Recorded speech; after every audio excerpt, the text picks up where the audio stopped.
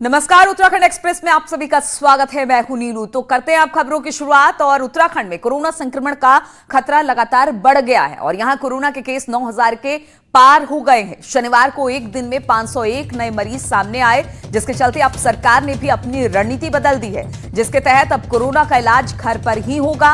अन्य राज्यों की तर्ज पर अब उत्तराखंड में भी घर पर ही आइसोलेशन किया जाएगा। बिना लक्षण वाले मरीजों का घर पर सरकार इलाज करवाएगी। इसके लिए सीएम त्रिवेंद्र रावत ने अधिकारियों को निर्देश दिए हैं। साथ ही कोविड की मीटिंग में अधिकारियों को गाइडलाइंस तैयार करने के निर्देश भी दे दिए गए हैं। इसके लिए स्वास्थ्य विभाग की टीम घर जाकर देखेगी और फिर तय किया जाएगा कि संबंधित शख्स को घर पर आइसोलेशन किया जाए या फिर अस्पताल भेजा जाए।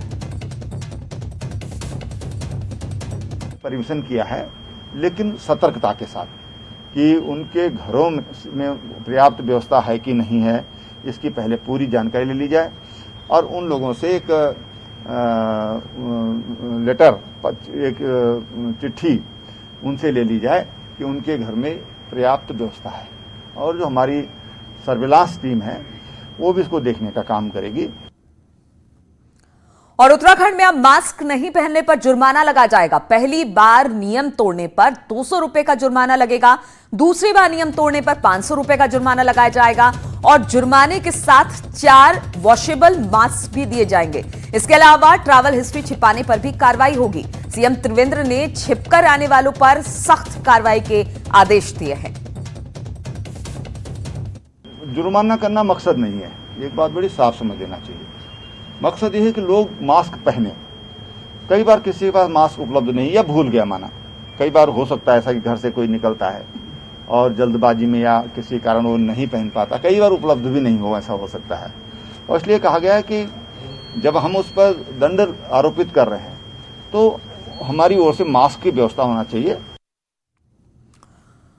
और इसी पर बातचीत करने के लिए सुनील नवप्रभात देहरादून से हमारे साथ जुड़े हुए हैं। सुनील, जिस तरह से लगातार कोरोना के मामले बढ़ते जा रहे हैं उत्तराखंड में, इसको लेकर अब सरकार भी सख्त दिखाई दे रही है। जुर्माने का प्रावधान किया गया और सबसे बड़ी बात यह कि बढ़ते मामलों को देखते हुए अब होम आइसोलेशन की बात भी सरकार कर रही है।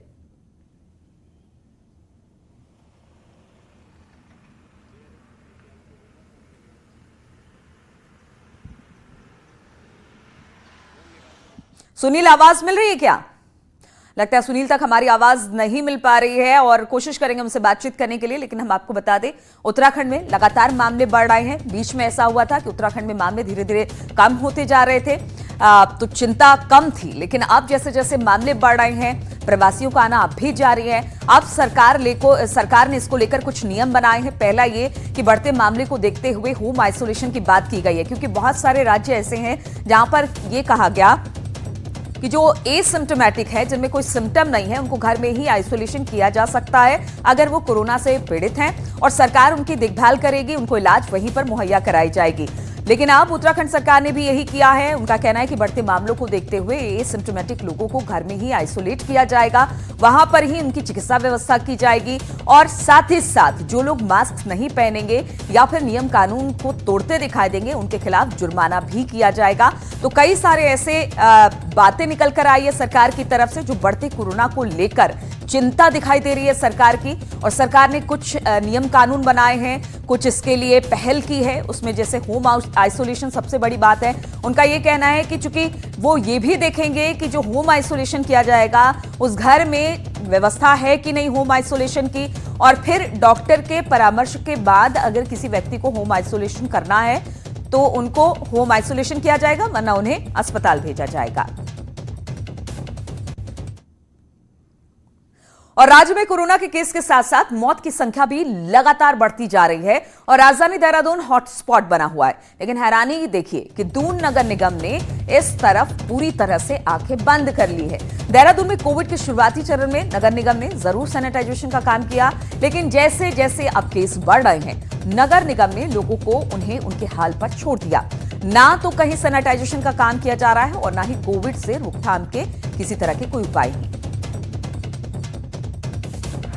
प्रचार प्रसार भी नगर निगम ने पूरा किया है, होर्डिंग भी लगाए हैं, बैनर भी लगाए हैं। लोगों के यहाँ घर घर जाके जो है हमारी टीम ने, चाहे वो डेंगू के लेकर हो चाहे सैनिटाइज के लेकर, हमने 10-10 वार्डों का एक अभियान चलाकर पूरे घर घर में जो है जाकर ये लोगों को जागरूक किया है। और सुनील हमारे साथ एक बार फिर से जुड़ गए हैं। सुनील, आवाज मिल रही है तो आपसे जानना चाहेंगे, जिस तरह से कोविड के मामले लगातार उत्तराखंड में बढ़ रहे हैं, क्या यही वजह है कि सरकार ने होम आइसोलेशन की बात कही है और जुर्माना भी लगाने ताकि लोग सजग हो इसको लेकर? बिल्कुल नीलू, क्योंकि जिस तरह से हम देख रहे हैं कि लगातार अभी 9000 के पार कोरोना पॉजिटिव का आंकड़ा पहुंच गया है। लोग उतने ही कैजुअल कोरोना के जो प्रोटोकॉल्स है, चाहे वो मास्क पहनने की बात हो, चाहे वो सोशल डिस्टेंसिंग की बात हो, उसके प्रति कैजुअल होते जा रहे हैं। और इसका कारण हमें देखने को मिल रहा है कि बड़ी संख्या में कोरोना के मरीज सामने आ रहे हैं। उत्तराखंड में 22 जुलाई को सबसे अधिक 451 पेशेंट सामने आए थे, लेकिन कल वो भी रिकॉर्ड ध्वस्त हो गया और 501 पेशेंट पहली बार राज्य में इतनी बड़ी संख्या में एक दिन में सामने आए हैं। इसको देखते हुए सरकार ने अपनी रणनीति बदली है, क्योंकि अभी प्रदेश में 3000 के पार एक्टिव केसेस हैं। हालांकि सरकार का दावा है कि उसके पास कोविड केयर सेंटर की पर्याप्त व्यवस्था है, कोविड डेडिकेटेड हॉस्पिटल की पर्याप्त व्यवस्था है। इसके बावजूद लोगों को होम आइसोलेशन की सुविधा दे दी गई है, लेकिन इसके भी अपने कड़े नियम होंगे कि पहले डॉक्टर्स फैसिलिटी का चेकअप करेंगे। इसके अलावा जो सर्विलांस टीमें हैं वो भी संबंधित घर का देखेंगे कि क्या वहाँ पर होम आइसोलेशन के लिए पर्याप्त जगह उनके पास है या नहीं है। और दूसरी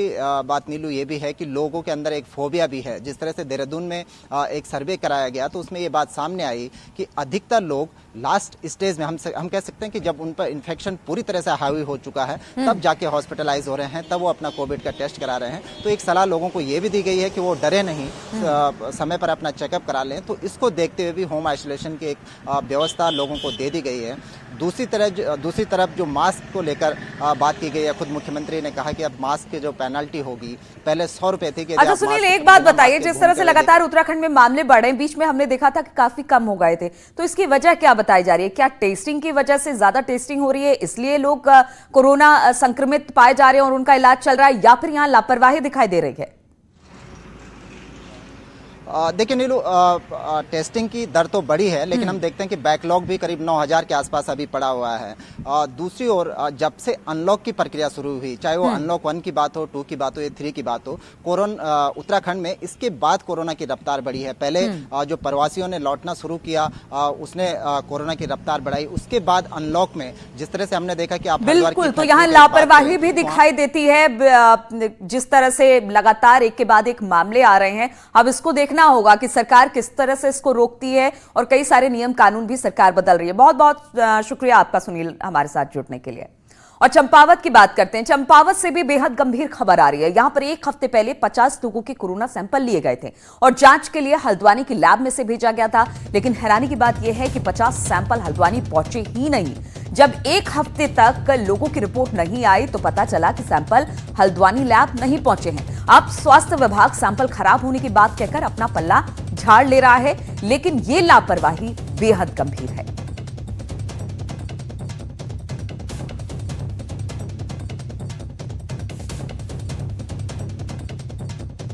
ये जो सैंपलों की बात आ रही है कि 50 जो सैंपल भेजे गए थे उनका मिलान नहीं हो पा रहा है, ये बात सत्य है कि उनका मिलान नहीं हुआ था। लेकिन जब ये पता चला कि पैथकाइंड लैब और जो सुशीला तिवारी मेडिकल कॉलेज से वहाँ से जब सैंपलों की मिलान किया गया, तो ये मालूम पड़ा कि सैंपल रिजेक्ट कर दिए गए और वो जो संदर्भन और ट्रांसपोर्टेशन के दौरान पे जो है सैंपल जो है खराब हो गए थे, उनका कलर चेंज हो गया था और साथ में लीकेज हो गए थे, टूट फूट हो गई थी।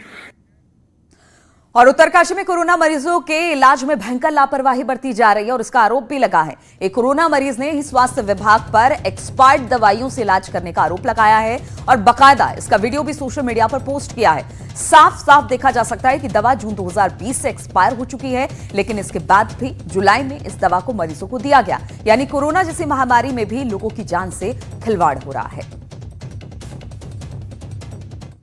यहाँ आया था उस दिन मुझे जो है प्रशासन के द्वारा, जो ये जिला अस्पताल के द्वारा दवाइयाँ मुहैया कराई गई। उस दवाई को मैं आपको दिखाना चाहता हूँ। कृपया ज़रा इस दवाई पे गौर कीजिए। इस दवाई पे देखिए मैन्युफैक्चरिंग डेट क्या लिखी है और एक्सपायरी डेट क्या लिखी है। ये दवाई एक्सपायर हो चुकी है। जी हाँ दोस्तों, ये दवाई जून महीने में ही एक्सपायर हो चुकी है। और कोटद्वार में हर दिन कोरोना के नए मामले सामने आ रहे हैं। वहीं संक्रमण के खतरे को देखते हुए कोटद्वार के सबसे बड़े बाजार में एक दुर्गापुरी मार्केट के व्यापारियों ने दुकानों को बंद रखने का फैसला लिया है। कोरोना संक्रमण के फैलने के लिए इसलिए खुद व्यापारियों ने यह फैसला लिया और दुकानें बंद रखी हैं। तस्वीरों में हम आपको दिखा रहे हैं किस तरह से कोरोना के बढ़ते संक्रमण को देखते हुए व्यापारियों ने यह फैसला लिया है। दुर्गापुरी चौराहा भाबर का सबसे व्यस्तम चौराहा है। इसके अगल बगल 4 वार्ड आते हैं और व्यापार मंडल द्वारा जब तक इनकी रिपोर्ट 1-2 दिन में जब तक नेगेटिव नहीं आती है तब तक व्यापार मंडल के व्यापारियों द्वारा यह स्वेच्छा से निर्णय लिया गया है कि वह बंद रखें। और पूर्व सीएम हरीश रावत गैरसैंण के दौरे पर हैं और गैरसैंण पर उत्तराखंड की सियासत में नई रार भी शुरू हो गई है। पूर्व सीएम हरीश रावत ने कहा कि ग्रीष्मकालीन राजधानी बनाने का काम त्रिवेंद्र सरकार ने कर दिया, लेकिन अब कांग्रेस साल 2022 में गैरसैंण को स्थायी राजधानी बनाएगी। उन्होंने कहा कि पार्टी को अपने एजेंडे में से ये बात भी जोड़नी चाहिए कि 2024 तक पूरा राजधानी का ढांचा यानी इंफ्रास्ट्रक्चर तैयार किया जाएगा। हकीकत यह है कि इन्होंने ग्रीष्मकालीन घोषित किया है और ये भी हकीकत है यदि हम सत्ता में आएंगे, हमारी पार्टी ने कहा है कि 2022 में हम राजधानी बनाएंगे वहाँ, और मैंने उसमें इतना पार्टी से अनुरोध किया है कि आप 2024 में वहाँ पर ढांचा पूरा बना देंगे। वहीं स्थायी राजधानी को लेकर 2022 में कांग्रेस का क्या रुख रहेगा, इस पर प्रदेश अध्यक्ष प्रीतम सिंह का कहना है कि पार्टी इस मुद्दे पर सभी नेताओं से बात करके आगे की रणनीति तय करेगी। लेकिन प्रीतम ने यह भी कहा कि कांग्रेस ने जो स्ट्रक्चर गैरसैंण में बनाया था उसी के बूते बीजेपी सरकार वहां ग्रीष्मकालीन राजधानी भी घोषित कर पाई। ग्रीष्मकालीन राजधानी गैरसैंण को अगर घोषित किया है तो सिर्फ इसलिए कर पाए क्योंकि कांग्रेस की सरकार ने वहाँ पर इंफ्रास्ट्रक्चर खड़ा करने का काम किया। और हम कहना भी चाहते हैं कि भाई इस छोटे से प्रदेश में 2 राजधानी हो तो बात समझ से परे है, एक राजधानी होनी चाहिए। इस विषय में तमाम लोग बैठेंगे, क्योंकि मैं अध्यक्ष जरूर हूं लेकिन पार्टी के तमाम साथी लोग बैठेंगे, इस पर तय करेंगे और तय करने के बाद निश्चित रूप से अपने एजेंडे में इसको रखने का काम करेंगे। और गैरसैंण को स्थायी राजधानी बनाने पर सीएम त्रिवेंद्र सिंह रावत ने हरीश रावत पर निशाना साधा। सीएम ने कहा कि हरीश रावत सिर्फ राजनीति कर रहे हैं, उनका गैरसैंण से कोई मतलब नहीं है। वो तो गैरसैंण को ग्रीष्मकालीन राजधानी तक नहीं घोषित करवा पाए। तो वही बात हुई कि या खुदा हम न हुए, अब हो जाओगे तो क्या कर लोगे भाई। और इसलिए रावत जी केवल राजनीति और राजनीति कर रहे हैं, बाकी उनका गैरसैंण से कोई मतलब नहीं है। अगर उनको ये सब कुछ करना था तो मौका मिला था उनको, वो तो ग्रीष्मकालीन राजधानी भी घोषित नहीं कर पाए। और इसलिए रावत जी की बातों पर उत्तराखंड का कोई विश्वास नहीं। ब्रेक के बाद एक बार फिर से आप सभी का स्वागत है। रुद्रप्रयाग में केदारनाथ रूट बंद हो चुका है। गौरीकुंड केदारनाथ पैदल रास्ता बंद हो गया है और यहां पर सैकड़ों तीर्थयात्री फंस गए हैं। यहां 4 धाम यात्रियों की लाइन लगी हुई है। हालांकि रास्ता खोलने की कोशिश लगातार जारी है। हैरानी की बात यह है कि रुद्रप्रयाग प्रशासन इस पर बेहद जिम्मेदार बना हुआ है, गैर जिम्मेदार बना हुआ है। रुद्रप्रयाग के डीएम वंदना सिंह से न्यूज 18 ने कई बार बात करने की कोशिश की, लेकिन डीएम वंदना सिंह ने कोई जवाब देना जरूरी नहीं समझा और यहां तक कि अब तक रास्ते को खोला भी नहीं जा सका है।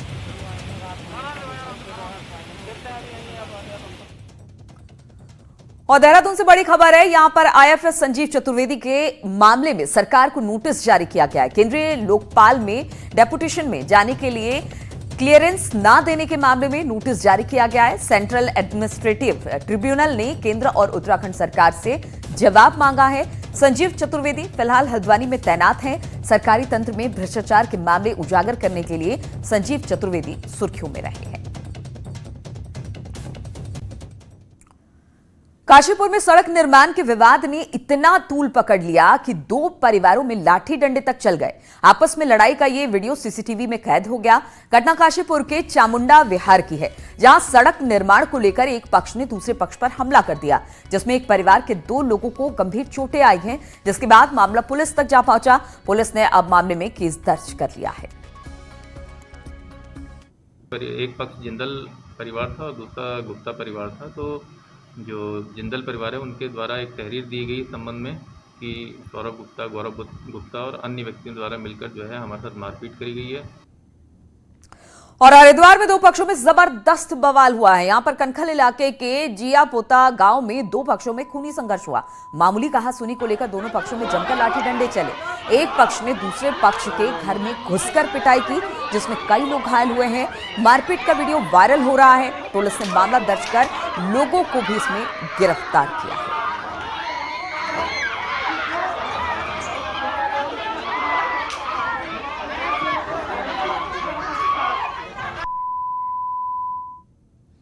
और वन विभाग की टीम ने देहरादून के प्रेमनगर में एक घर से बिग साइज मॉनिटर लिजर्ड को रेस्क्यू किया है। घर में उधम मचाने के बाद मॉनिटर लिजर्ड घर के आगे बने एक गड्ढे में छिप गया, जिसे फॉरेस्ट टीम ने रेस्क्यू कर जंगल में जाकर छोड़ा है। वहीं दूसरी ओर शेड्यूल वन के मॉनिटर लिजर्ड का अवैध शिकार भी धड़ल्ले से हो रहा है। भनियावाला निवासी इस तस्कर के खिलाफ रिपोर्ट दर्ज होने के बावजूद वन विभाग इसे गिरफ्तार करने से बच रहा है।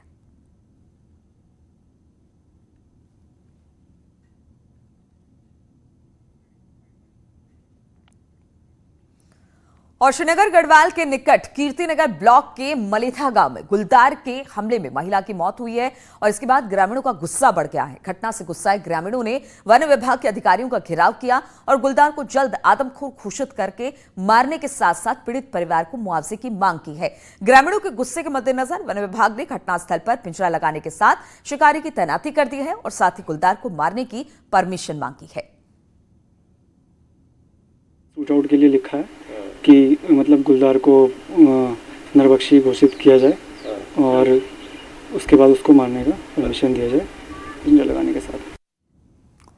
उत्तराखंड की वीरांगना तीलू रौतेली की जयंती पर शनिवार को राज्य स्त्री शक्ति तीलू रौतेली पुरस्कार से 21 लड़कियों और महिलाओं को सम्मानित किया गया। इस दौरान 22 आंगनबाड़ी कार्यकर्ताओं को भी सम्मानित किया गया। सचिवालय में यह कार्यक्रम हुआ जिसमें सीएम त्रिवेंद्र रावत ने महिलाओं को सम्मानित किया। इस मौके पर मुख्यमंत्री ने अगले साल से तीलू रौतेली पुरस्कार की धनराशि को बढ़ाने का भी ऐलान किया। हर वुमेन कुछ भी करने के लिए कैपेबल है। तुम लोगों की किसी औरत की कोई लिमिट नहीं है।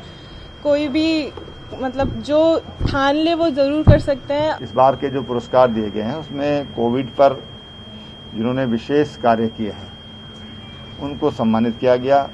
कुछ लोगों ने खेल में अच्छा काम किया है, उनको सम्मानित किया गया है और अगले वर्ष से इस राशि को बढ़ाने की मैंने आज घोषणा की है। जो तीलू रौतेली सम्मान है 21,000 से 31,000 रुपये उसको किया गया है और आंगनबाड़ी कार्यकर्त्री जो सम्मान है उसको 11,000 से बढ़ा करके और 21,000 रुपया। और उत्तराखंड की मशहूर लोक गायिका मालविका माया उपाध्याय को भी तीलू रौतेली सम्मान से नवाजा गया। माया गढ़वाली और कुमाऊनी दोनों में 1000 से ज्यादा गीत गा चुकी हैं। मूल रूप से रानीखेत की सोहनी बिनसर की रहने वाली माया हीरा सिंह राणा, नरेंद्र सिंह नेगी जैसे बड़े बड़े गायकों के साथ भी अपनी आवाज साझा कर चुकी हैं। तीलू रौतेली सम्मान से सम्मानित होने पर माया ने सभी का शुक्रिया किया। हटा सिरदा को होटला चिट्ठी माले की दोलो माया को टोटला चिट्ठी माँ भेज दोलो माया को टोटला। आप सब पूरे उत्तराखंड वासियों बहुत बहुत आभार प्रकट करना चाहूँ और यो गायकी क्षेत्र में आप सब मकई आशीर्वाद और प्यार देवी लीजिए। आप सब बहुत बहुत आभार। और सीएम द्वारा तीलू रौतेली पुरस्कार के लिए चयनित महिलाओं और सराहनीय सेवा के लिए आंगनबाड़ी कार्यकर्ताओं को देहरादून में पुरस्कृत करने के बाद पौड़ी में भी चयनित महिलाओं को डीएम ने पुरस्कार दिए। पुरस्कार में आंगनबाड़ी कार्यकर्ताओं को प्रतीक चिन्ह और पुरस्कार धनराशि के चेक दिए गए, जिससे वो काफी उत्साहित भी दिखी।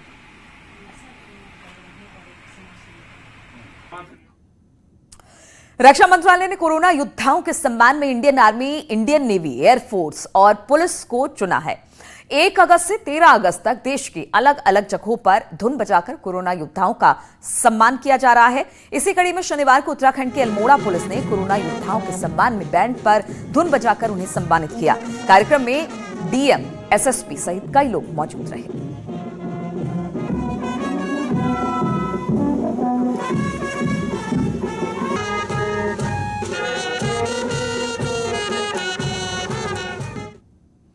तो उत्तराखंड की खबरों में फिलहाल इतना ही। रुकेंगे छोटे से ब्रेक के लिए, लेकिन ब्रेक के बाद भी लगातार खबरों का सिलसिला जारी है।